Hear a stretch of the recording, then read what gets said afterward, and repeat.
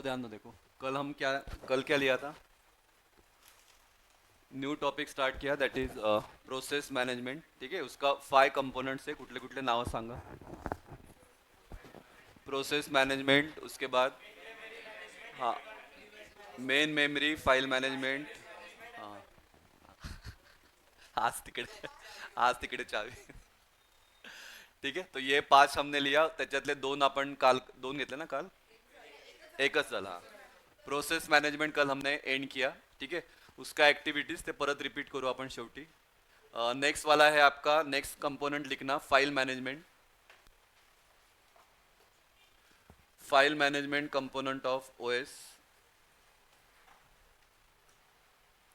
हाँ सिंपल है ये वाला फाइल मैनेजमेंट. इसमें आपको 4 मार्क्स के लिए आया, तो आपको 2 मार्क्स फाइल का डेफिनेशन, फाइल क्या होता है, फाइल रिगार्डिंग आपको लिखना है. उसके बाद उसका मेन एक्टिविटीज क्या है ये हमको लिखना है.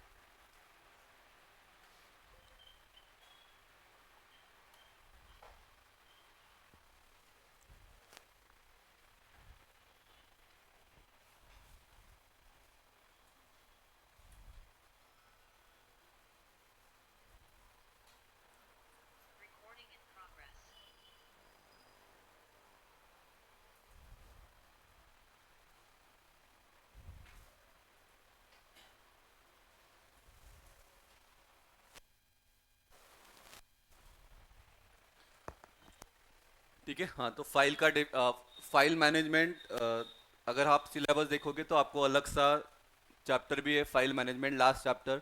उसमें हमको फिर और डिटेल में देखना है. अभी सिंपल डेफिनेशन लिखना. File is a collection of related information defined by it's creator. हाँ, जो भी मतलब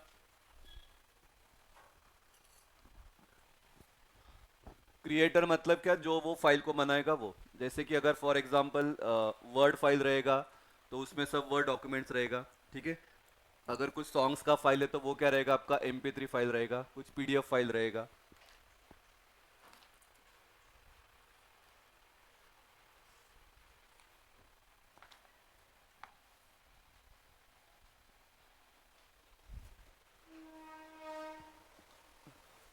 commonly files represents program and data. Main files में क्या रहता है, प्रोग्राम और डेटा. कल भी मैंने आपको बताया प्रोग्राम का मतलब क्या, डेटा का मतलब क्या. हाँ, तो व्हाट्सअपचा एग्जाम्पल. तो व्हाट्सअप क्या है, एक प्रोग्राम है, और उसके अंदर जो मैसेजेस है वो क्या है, डेटा है. Files are normally organize into directories to easy their use. हाँ, मतलब फाइल हमने क्रिएट किया और फिर फाइल ये आपका किस में रहेगा, डायरेक्टरीज में रहेगा. ठीक है, ये डायरेक्टरी का टाइप भी हमको चैप्टर नंबर 5 में देखना है. एक होता है सिंगल लेवल, एक होता है 2 लेवल, एक होता है 3 लेवल. उस पर एक टिपिकल क्वेश्चन 6 मार्क्स को आता है. तो files are normally organize into directories to easy their use. और फिर उसका एक्टिविटीज क्या है, तो ये लिखने को आपको 2 मार्क्स रहेगा.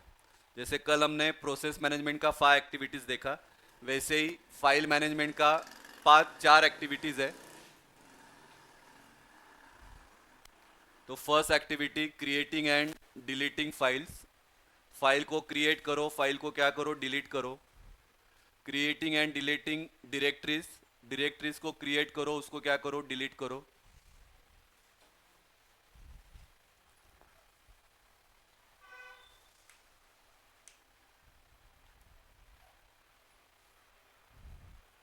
थर्ड एक्टिविटी है mapping file on secondary storage.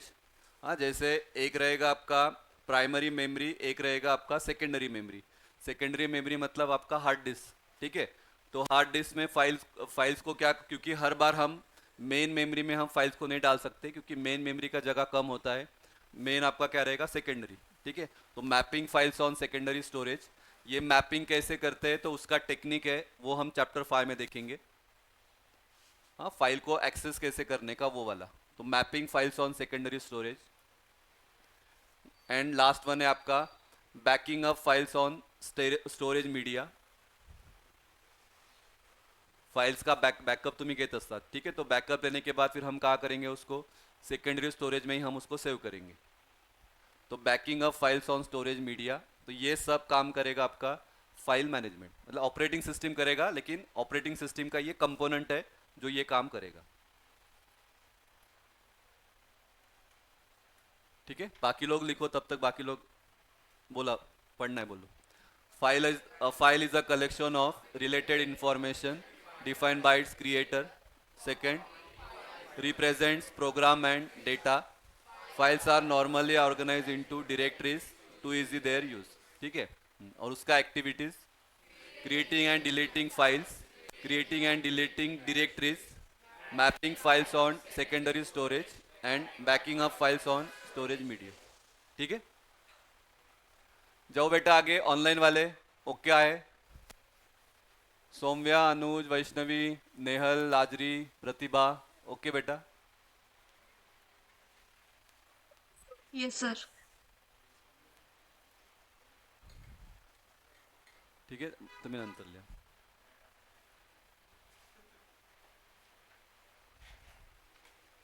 Next है आपका, नेक्स्ट लिखो main memory management. Third one, main memory management component.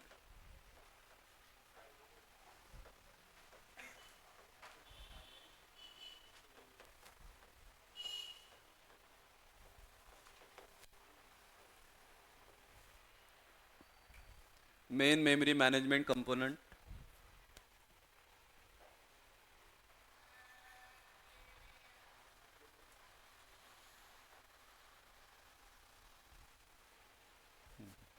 Main memory is large array of bytes और वर्ड्स।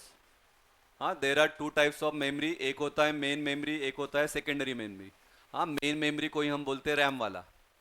तो main memory is a large array of bytes और words.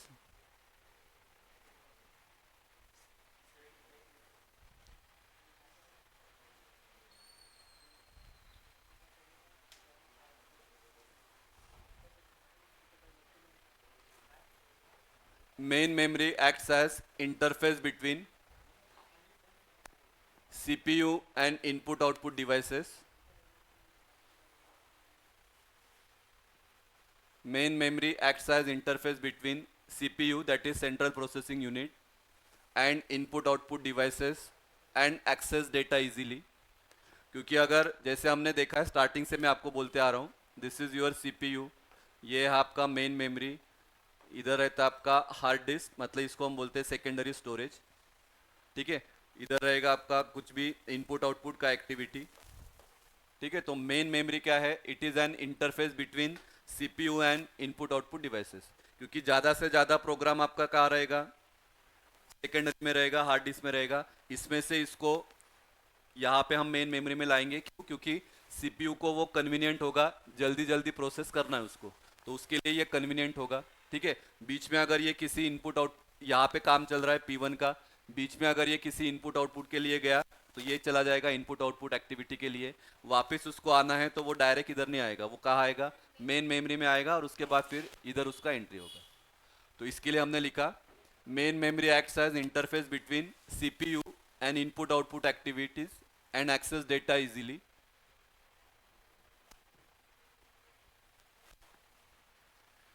When program is to be executed, it must be loaded into main memory. When program is to be executed, it must be loaded into main memory. कि जब ये main memory में जाएगा तो वो बनेगा process.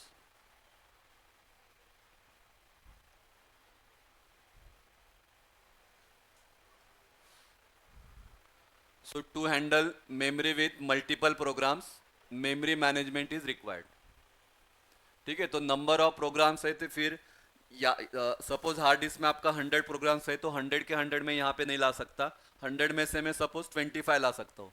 तो 25 में से भी किसको लाना है, किसको बाहर रखना है, ये काम कौन करेगा? आपका main memory management. So to handle memory with multiple programs, memory management is required.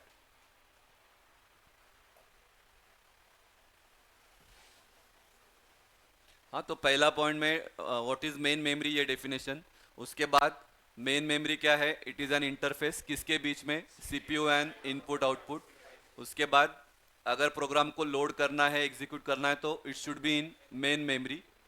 And to handle memory with multiple programs, main memory is required, main उसका रिक्वायरमेंट है।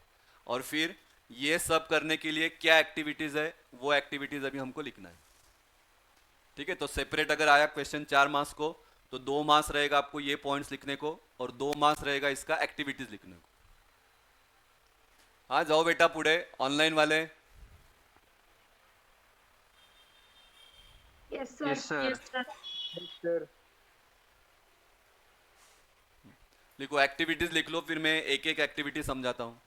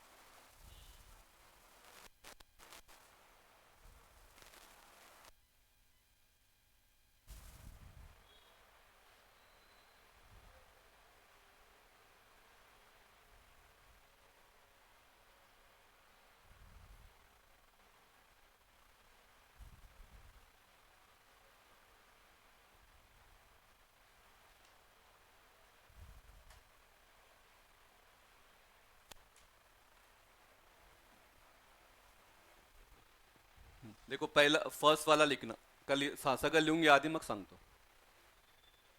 फर्स्ट लिखा है, keep track of which part of memory are currently being use and by whom. By whom का मतलब by which process, कौन सा process memory के अंदर है और कौन सा पार्ट उसने यूज किया है वो। Second, decide which processes are loaded into memory when memory space becomes available.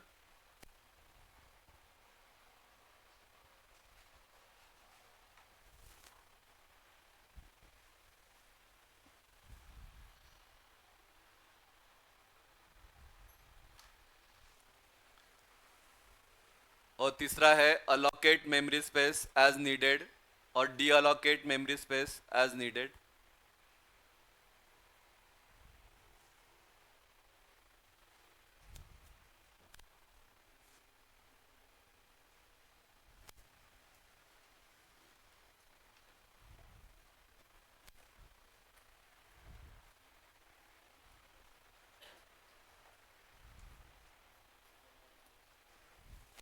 Diagram से एक्सप्लेन करता हूँ, डायग्रामची गरज नाही आहे एग्जाम मध्ये, ये मेन पॉइंट्स लिखना है।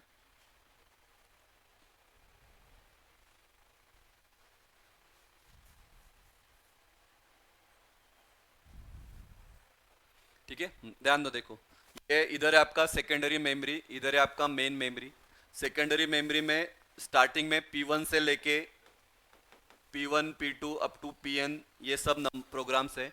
अभी ये आएगा आपका मेन मेमोरी में। मेन मेमोरी में अभी हमने लिया है 2 प्रोग्राम, एक है आपका P1, एक है आपका P2। ठीक है, अभी P2 प्रोग्राम आ गया या P1 आ गया, P1 का प्रायोरिटी अभी इतना ज़्यादा नहीं है, तो अभी नया आ गया P3, तो P3 का प्रायोरिटी ज़्यादा है। तो ऑब्वियस है P3 को क्या करना पड़ेगा, बाहर निकालना पड़ेगा, और P3 को अंदर लेना पड़ेगा, और P1 को क्या करना पड़ेगा, बाहर निकालना पड़ेगा। तो जब P1 आपका बाहर आएगा, वो प्रोसेस को हम बोलते हैं स्वैप आउट, या उसको हम बोलते हैं स्वैपिंग। ये भी हमको डिटेल में आगे देखना है। ये आ जाएगा बाहर, फिर अंदर प्रोसेस आएगा P3, इसको हम बोलते हैं स्वैप इन। ठीक है, तो ये बाहर आ रहा है, ये अंदर आ रहा है, तो ये डिसाइड कौन करता है? ये डिसाइड करता है ऑपरेटिंग सिस्टम। उसके लिए भी कुछ नया एल्गोरिदम है, वो एल्गोरिदम हम तब देखेंगे। ठीक है, तो keep track of which part of memory are currently being use and by whom. Whom का मतलब कौन सा प्रोसेस, कौन सा प्रोसेस कौन सा पार्ट मेमोरी का यूज कर रहा है, ये कौन डिसाइड, ये ट्रैकिंग कौन करेगा? Operating system. Decide which processes are loaded into memory when memory space becomes available. जैसे कि अभी यहाँ से आपका सीपीयू है, ठीक है, अभी P1 यहाँ पे चला गया, P1 का काम फिनिश हो गया, टर्मिनेट हो गया, तो उसका स्पेस क्या रहेगा, मेन मेमोरी में खाली रहेगा। तो यहाँ पे P3, P4, P5 ये सब प्रोसेसेस क्या है, वेटिंग में है। तो ये सब का सब आएगा क्या, तो बिल्कुल नहीं। कौन सा प्रोसेस इंपॉर्टेंट है, कौन से प्रोसेस के लिए कितना स्पेस लग रहा है, वो डिसाइड करके ये प्रोसेस यहाँ पे आएगा। ठीक है, तो ये कौन करेगा, आपका ऑपरेटिंग सिस्टम। और ये करने के लिए आपको थर्ड चैप्टर में अल्गोरिदम पढ़ना है। तो अल्गोरिदम मतलब एक अल्गोरिदम का नाम है FCFS, जिसको हम बोलते हैं first come first serve basis. जो पहले आएगा वही क्या करेगा, यहाँ पे अंदर आएगा। दूसरा एक अल्गोरिदम जिसका नाम है HJF, जिसको हम बोलते हैं शॉर्टेज ऑफ फर्स्ट। मतलब अगर P1 को लग रहा है 10 मिली सेकेंड, P2 को लग रहा है 5 मिली सेकेंड और P3 को लग रहा है 2 मिली सेकेंड, और अगर मुझे ये तीनों में सीपीयू में लेना है किसी एक को, तो अगर आपका मेथड है शॉर्टेज ऑफ फर्स्ट, तो ऑब्वियस है सबसे कम टाइम किसको लग रहा है, P3 को, तो P3 आएगा आपका पहले। अगर मेरा मेथड है FCFS, that is first come first serve, तो पहले कौन आया है, P1, तो पहले कौन आएगा, आपका P1 आएगा। तो ये ऐसा, तो ये अल्गोरिदम हमको चैप्टर नंबर 3 में देखना है। तो ये सब काम कौन करता है, ऑपरेटिंग सिस्टम। तो decide which processes are loaded into memory when memory space becomes available. And तीसरा, allocate memory space as needed, deallocate memory space as needed. ठीक है, मतलब अपना काम खत्म कर लिया, उसके बाद फिर उसको मेमोरी स्पेस कितना खाली हो गया, वो मेमोरी स्पेस में फिर वो प्रोसेस आएगा। ठीक है, तो ये सब काम कौन करेगा, आपका ऑपरेटिंग सिस्टम। ठीक है, ऑपरेटिंग सिस्टम करेगा, लेकिन ये किसका पार्ट है, मेमोरी मैनेजमेंट का। ठीक है, समझा बेटा, ऑनलाइन वाले, ऑनलाइन स्टूडेंट समझा है, यस सर। बोलो, चलो एक बार बोलो। Keep track of which part of memory are currently being used and by whom. Second, decide which processes are loaded into memory when memory space becomes available, and allocate memory space as needed, deallocate memory space as needed. जब जरूरत है तभी क्या करना है, memory space देना है, नहीं तो मत सिर्फ मेन मेमोरी में बस वो बैठा है, कुछ काम नहीं कर रहा है, फिर इसका कुछ यूज नहीं है। तो अलोकेशन एंड डी अलोकेशन, अगर ऑपरेटिंग सिस्टम को लगा कि ये प्रोसेस बहुत टाइम तक बैठा है, कुछ काम नहीं कर रहा है, तो वो उसको क्या करना, डी अलोकेट करना, मतलब उसको वहां से निकालना और नए प्रोसेस को क्या करना, वहां पे इंट्रोड्यूस करना। तो ये सब काम कौन करेगा, आपका ऑपरेटिंग सिस्टम। ठीक है, जाओ पुढचं, नेक्स्ट कंपोनेंट है आयो सिस्टम मैनेजमेंट। ऑनलाइन वाले ओके का बेटा, प्लीज रिप्लाई करत रहा। Vedant, sir Rishikesh, Sanjana, Siddhesh, yes Tanishka, sir. Savni, Yash, Swaraj, Omkar okay है। सौम्या समझा बेटा, Vaishnavi, Anuj, Nehal, Lajri, Pratibha. Yes yes sir. Sir. Next है आपका आयो सिस्टम मैनेजमेंट। आयो का मतलब input output device system management.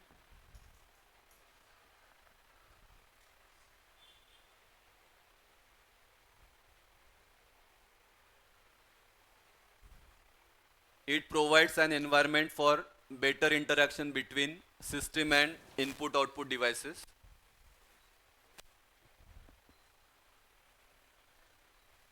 It provides an environment of for better interaction between system and input output devices. मतलब अगर आपको प्रिंटर यूज करना है, स्कैनर यूज करना है, स्पीकर यूज करना है, तो उसके लिए आपको मदद करता है ऑपरेटिंग सिस्टम। लेकिन उसके अंदर फिर ये कौन से पार्ट में आता है, तो आईओ सिस्टम मैनेजमेंट।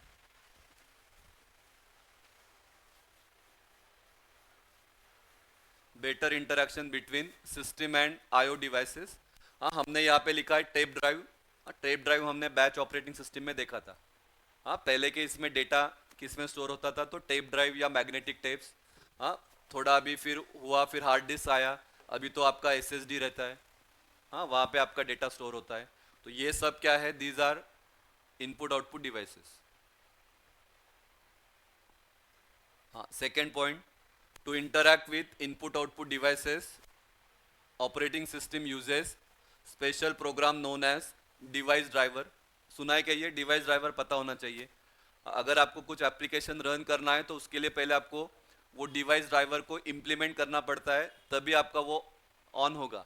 जसं तुमच्याकडे तुम्ही नवीन प्रिंटर घेतला तो नया प्रिंटर लेने के बाद वो डायरेक्टली पिन लगाया आणि चालू झाला असं नहीं, आपको उसका एप्लीकेशन डाउनलोड करना पड़ता है, उसको इम्प्लीमेंट करना पड़ता है, फिर वो होगा। तो उसके लिए जो रहता है उसको हम बोलते हैं डिवाइस ड्राइवर। किंवा सिंपल याचं एक्झाम्पल घ्या, कसं अँटीव्हायरस का एग्जाम्पल ले लो। एंटीवायरस को जब आप करते हो तो आपको डाउनलोड करना पड़ता है, उसको अपलोड करना पड़ता है, उसके बाद फिर वो काम करता है। So to interact with IO devices, OS uses special program known as device driver। Sir फिर ये डिवाइस ड्राइवर क्या है? तो it is specific type of computer software develop to allow interaction with hardware devices. ठीक है, क्योंकि without device driver के बिना आप बाकी कुछ काम कर ही नहीं सकते। अगर प्रिंटर को आपको यूज करना है तो प्रिंटर का ड्राइवर रहेगा, वो आपको लोड करना पड़ेगा, फिर प्रिंटर आपका ऑन होगा।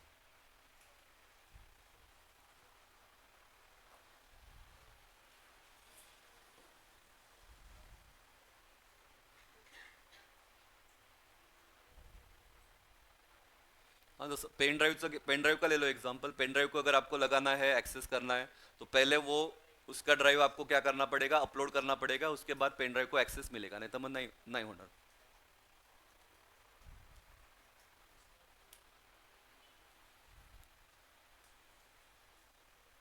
ठीक है, जाओ। हुआ बेटा ऑनलाइन वाले, जाओ आगे। sir. फिर इसका एक्टिविटीज क्या है वो लिखना।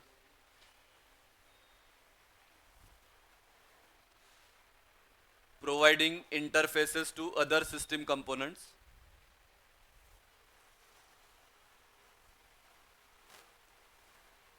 इंटरफेस प्रोवाइड करने का काम करेगा आपका ये वाला। हाँ, जैसा मैं मतलब प्रिंटर यूज करना है, तो अगर आईओ सिस्टम नहीं रहता तो मेरा प्रिंटर ऑन ही नहीं होता था। या पेन ड्राइव का बात किया, अगर आयो नहीं रहता था तो पेन ड्राइव मध्ये काय आहे तुम्हाला कळलंच नसतं काय आहे, क्योंकि वो क्लिक करने के बाद वो दिखाएगा ही नहीं क्या है। तो providing interfaces to other system components.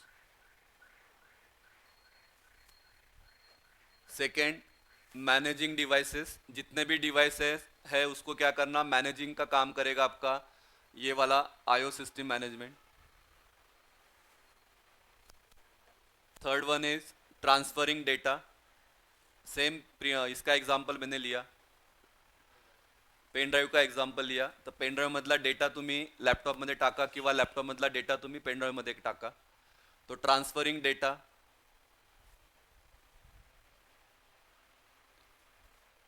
Detect input output completion. हाँ, जैसे तुम्ही एखादी फाइल डाउनलोड करता है, ठीक है, तो वो फाइल कितना डाउनलोड हुआ, हाँ, तो 10%, 20%, फिर लास्ट में लिख के आता है डाउनलोड कंप्लीट, डाउनलोड कंप्लीटेड। हाँ, तो ये वाला भी डिटेक्ट कौन करेगा, आपका इनपुट आउटपुट मैनेजमेंट।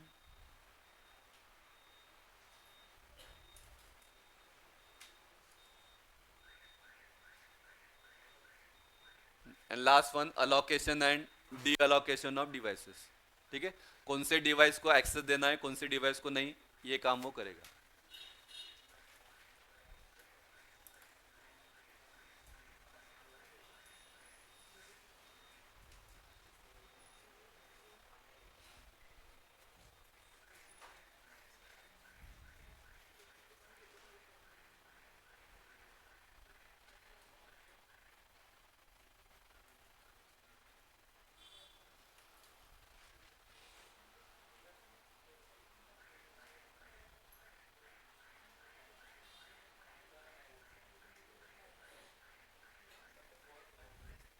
फोर्थ है detecting input output completion. Detecting,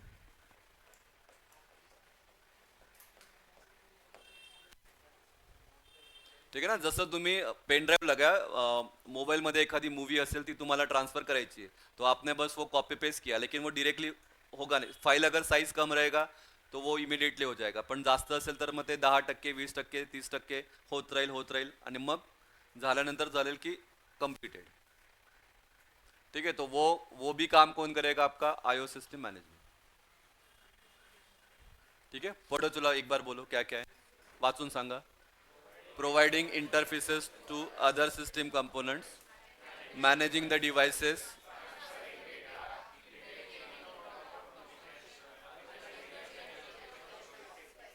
allocation and deallocation of devices.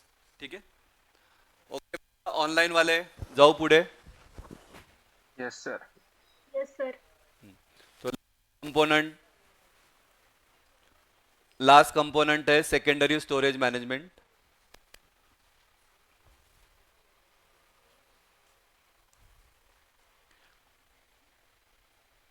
एक था आपका मेन मेमरी, एक है अभी आपका सेकंडरी स्टोरेज. तुम्हाला आठवत असेल तर तुम्ही डिजिटल टेक्निक्स मध्ये पण शिकला होता. एक होता है प्राइमरी मेमरी, एक होता है सेकेंडरी मेमरी. प्राइमरी मेमरी मतलब रैम, सेकेंडरी मेमरी मतलब हार्ड डिस्क वाला. हाँ, जिसको हम बोलते हैं होलाटाइल, नॉन होलाटाइल. हाँ, होलाटाइलचा अर्थ काय? Temporary storage. हाँ, मतलब अगर इलेक्ट्रिसिटी चला गया तो आपका डेटा सेव नहीं होगा. But in case of secondary storage electricity चला गया तो भी डेटा को हम सेव कर सकते हैं. हाँ, डेटा को हम रीड कर सकते हैं, राइट कर सकते हैं सेकेंडरी स्टोरेज में. हाँ, तो secondary storage management to execute programs, to execute programmes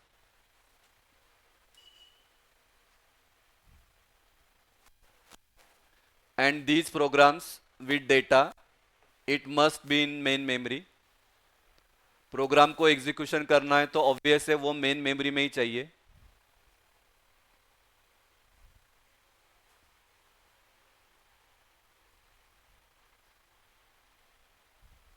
So main memory is too small to accommodate all data and programs.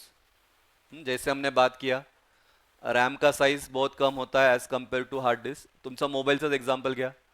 हाँ, 4 GB का रैम होता है, 8 GB का रैम होता है. स्टोरेज ज़्यादा होता है तो स्टोरेज जो हम मेमरी कार्ड डालते हैं अलग से. ठीक है. आता तर किती आता मोबाईलमध्ये किती असतं? 256 GB रहता है और रैम का साइज देखो कितना रहता है, 4 GB या 8 GB. हाँ, तो ये सेकेंडरी स्टोरेज मतलब वो वाला. और अलग से हम एक्सटर्नल भी डाल सकते हैं, मतलब मेमोरी कार्ड हम डाल सकते हैं. लेकिन रैम का साइज जितना आप ज़्यादा बढ़ाओगे उतना उसका पैसा ज़्यादा लगता है. तेवढा मोबाईल तुमचा महाग असतो. So main memory is too small to accommodate all data and programs and its data are lost when power is lost.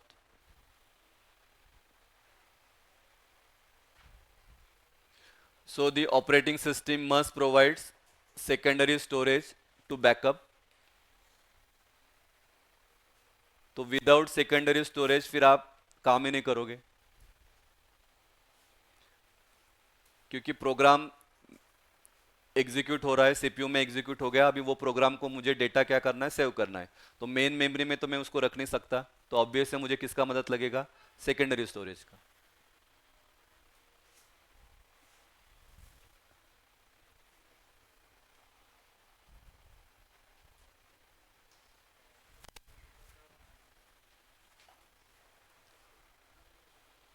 ठीक है. तो इसको मैनेज करने के लिए क्या एक्टिविटीज है वो हम लिखेंगे. सिंपल 3. जाओ आगे.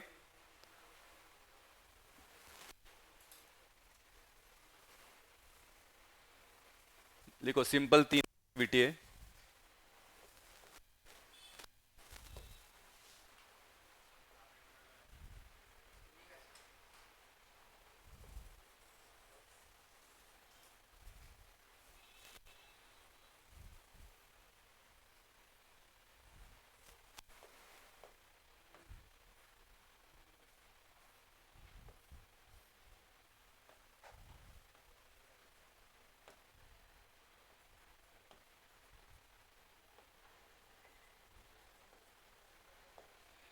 पहला एक्टिविटी लिखा है managing the free space available on the secondary storage device, जिसको हम बोलेंगे free space management.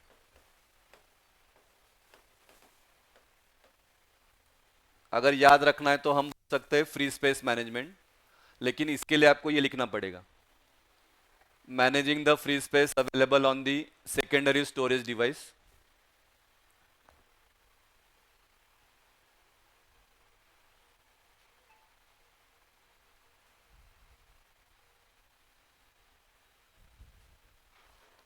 Second, allocation of storage space when new files have to be written। जब आप नया फाइल आप क्रिएट कर रहे हो तो फिर वो फाइल कहाँ पे सेव होगा। ठीक है, नॉर्मली तो हम फाइल क्रिएट करते हैं और सेव करते डी ड्राइव सेल, ई ड्राइव सेल, लेकिन जब डेटा आपका फुल हो गया तो आपको वो लिख के आता है कि वह तो सिग्नल रेड हो, तो इसका मतलब क्या, अभी इसमें जगह कम है। तो वो जगह कम है आपको कैसे दिखता है, तो it is with the help of operating system.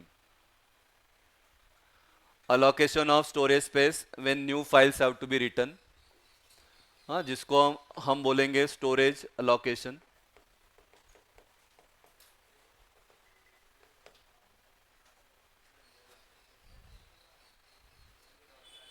और तीसरा है scheduling the request for memory access, इसको हम बोलेंगे डिस्क शेड्यूलिंग।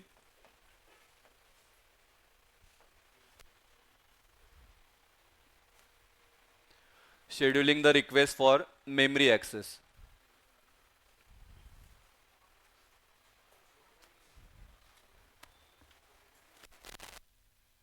हाँ, शेड्यूलिंग साठी परत, हाँ, नेक्स्ट चैप्टर में हम देखने वाले हैं long term scheduler, medium term, short term. ठीक है, तो कौन सा प्रोसेस ने क्या रिक्वेस्ट किया है वो बेसिस पे फिर वो डेटा कहाँ रहेगा आपका सेकेंडरी में। सेकेंडरी मधनं कुठं आणायला लागेल, मेन मेमरी, और मेन मेमरी से कहा जाएगा वो सीपीयू। ठीक है, तो किसने क्या रिक्वेस्ट दिया है तो वो रिक्वेस्ट कौन सा, फिर वो रिक्वेस्ट पे उसको क्या करना है, एक्सेस देना है। तो ये काम भी कौन करेगा, ऑपरेटिंग सिस्टम। ठीक है, ये देखो, ये मैनेजिंग का बोलता हूँ। जैसे फॉर एग्जांपल इधर 100 MB का स्पेस खाली है। चैप्टर 5 में हम देखने वाले हैं कि मेमोरी मैनेजमेंट कैसे होता है। हाँ, तो 100 MB का स्पेस खाली है, इधर 4 MB का है, इधर आपका 50 MB का है, और एक नया प्रोसेस आया जिसका साइज कितना है, 3 MB। तो ऑब्वियस है 3 MB को हम कहाँ पे फिट करेंगे, तो 4 MB में हम फिट करेंगे। अगर आपने यहाँ पे कर दिया तो 97 MB का स्पेस वेस्ट जाएगा, अगर आपने इधर भी कर दिया तो 47 MB का स्पेस वेस्ट जाएगा। तो हम बेस्ट फिट कहाँ करेंगे, इधर। हाँ, तो इसको हम बोलते हैं बेस्ट फिट। ऐसे भी न्यूमेरिकल्स आपको सिलेबस में है, एक होता है आपका बेस्ट फिट, एक होता है आपका वर्स्ट फिट। वर्स्ट फिट मतलब जितना ज्यादा वेस्टेज होगा उसको हम बोलते हैं वर्स्ट फिट। तो अगर वर्स्ट फिट करना है तो ये आएगा 100 MB में, अगर बेस्ट फिट करना है तो ये कहा जाएगा 4 MB में। तो ये जो काम है इसको हम बोलते हैं मैनेज करने का। तो ये काम कौन कर रहा है, आपका ऑपरेटिंग सिस्टम, लेकिन मदद कौन कर रहा है, सेकेंडरी स्टोरेज। ठीक है, तो managing the free space available on secondary storage device, allocation of storage space when new files have to be written. अगर नया फाइल आपको कुछ करना है तो उसके लिए स्पेस खाली है क्या नहीं वो देखने का काम भी कौन करेगा, आपका ऑपरेटिंग सिस्टम। हाँ, जर तुमचं स्पेस कमी असेल तो वो बराबर डी ड्राइव में फिट हो जाएगा, लेकिन अगर डी ड्राइव में आपका जागा फक्त आता राहिली है 10 MB, और अगर आपका फाइल का साइज है 15 MB, फिर आपको मैसेज लिख के आएगा कि नॉट इनफ स्पेस ऑन, ऐसा आता है मैसेज। तो फिर ये कौन मैसेज कौन दे रहा है, ऑपरेटिंग सिस्टम, और उसको मदद कौन कर रहा है, सेकेंडरी स्टोरेज। आई बात समझ में। तो इसको हम बोलते हैं activities of secondary storage management. बोलो एक बार, चला बघून सांगा। Managing the free space available on the secondary storage device, allocation of storage space when new files have to be written, scheduling the request for memory access। ठीक है, memory को access कौन से प्रोसेस को पहले मेमोरी का access देना है, तो ये भी काम कौन करेगा, आपका ऑपरेटिंग सिस्टम। ठीक है, ओके बेटा, ऑनलाइन वाले, ऑनलाइन स्टूडेंट, यस सर। तो अभी देखो 5 मिनट आपको दे रहा हूं। टोटल हमने 5 कंपोनेंट देखा। ठीक है, हाँ, तुम्ही लोग जास्त आहेत, आप लोग 2 कंपोनेंट बोलना, आप लोग मेन मेमोरी का बोलना। ऑनलाइन वाले आपने ये 2 कंपोनेंट बोलना, हाँ, क्योंकि आप लोग ज्यादा हो। ठीक है, ऑनलाइन बैच मध्ये गर्ल्स स्टूडेंट आप ये बोलो, बॉयज आप ये बोलो। ठीक आहे, फक्त ऍक्टिव्हिटी सांगायच्या आहेत, फक्त ऍक्टिव्हिटी, बाकी उसका थेरी कुछ नहीं, ओनली एक्टिविटीज। क्योंकि कभी कभी 4 मार्क्स को एक्टिविटीज के लिए आपको ये दो पूछते हैं, write down process management and file management activities, तेव्हा तुम्हाला बाकी काहीच लिहायचं नाही। इसका 5 ऍक्टिव्हिटी, इसका 4 ऍक्टिव्हिटी, खत्म। उसको एक्सप्लेन भी नहीं करना रहता है, फक्त नावं लिहायचे।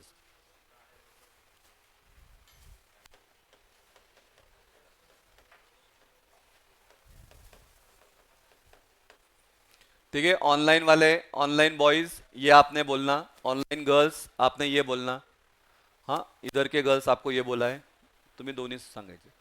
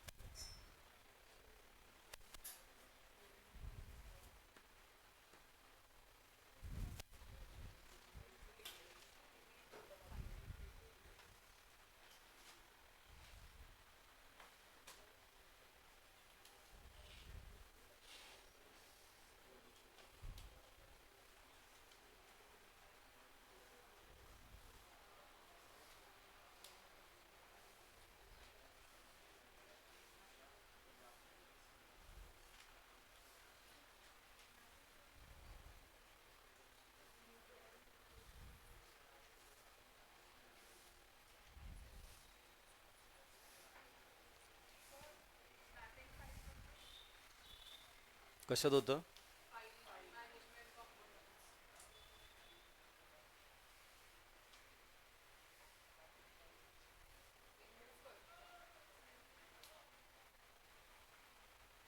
नहीं, क्या बोला, मूव करना? फाइल में था ना, बोलता हूँ।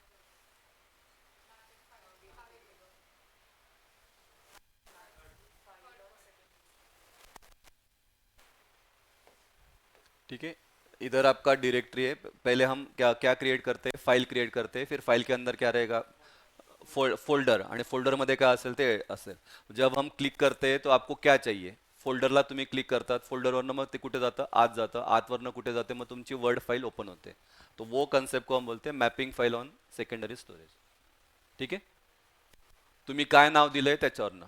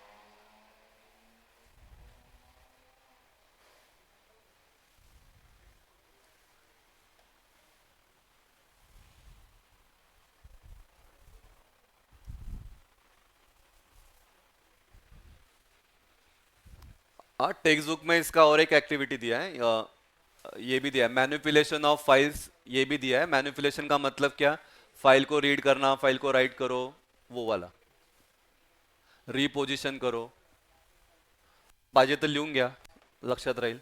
मॅनिप्युलेशन ऑफ फाइल,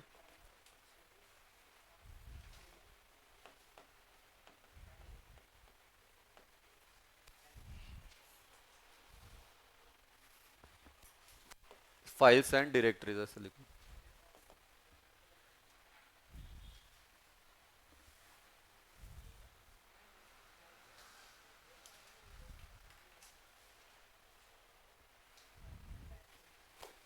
बोलो चलो, ऑनलाइन वाले लक्ष द्यायचं। बोलो चलो, पहिला प्रोसेस मॅनेजमेंट। हाँ,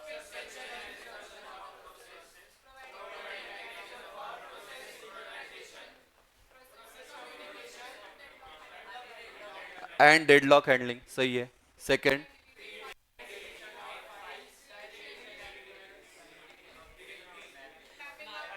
mapping files on secondary storage,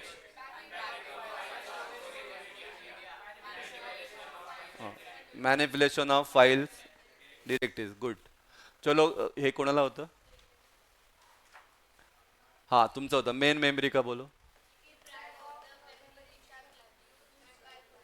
keeping track of memory, which part of memory is used and by whom. Second,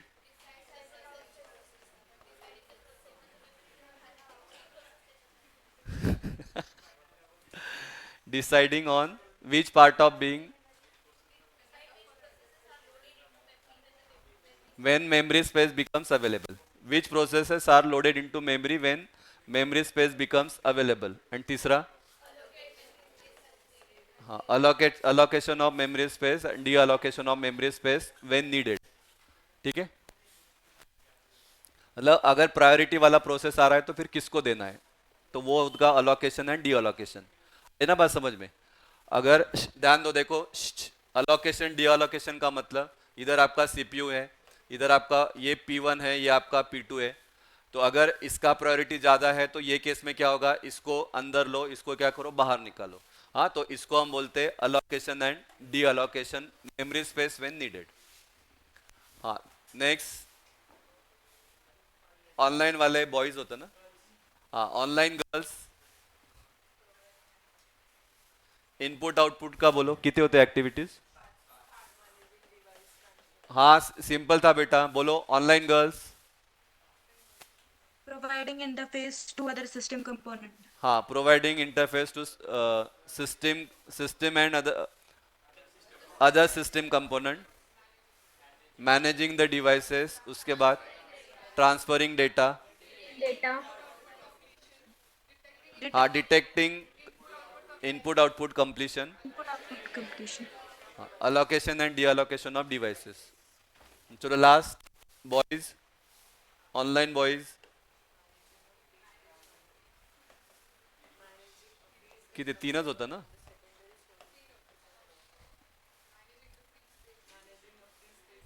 हाँ, मतलब शॉर्टकट में free space management, Allocation of storage space.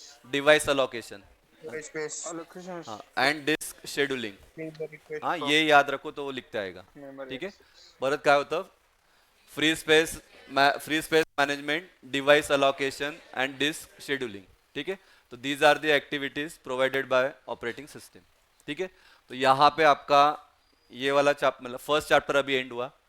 हाँ, आयस्कीम मध्ये हे 2 चॅप्टर होते, तुम्हाला एका चॅप्टर मध्ये हे केलंय. ठीक है, कल के बैच में हम न्यू चैप्टर स्टार्ट करेंगे, दैट इज प्रोसेस मैनेजमेंट. ठीक है, हाँ, उसमें भी डायग्राम आणि कंसेप्ट असं सगळं आहे. चैप्टर 3 से थोड़ा इंटरेस्टिंग होगा क्योंकि उसमें न्यूमेरिकल्स है, तो न्यूमेरिकल सॉल्व करायला मजा येते. ठीक है, वो हम देखेंगे. ठीक है, चालेल. हाँ, आज के लिए इतना ही लेते हैं. ऑनलाइन वाले, okay, sir. ठीक है बेटा, चलो, थैंक यू.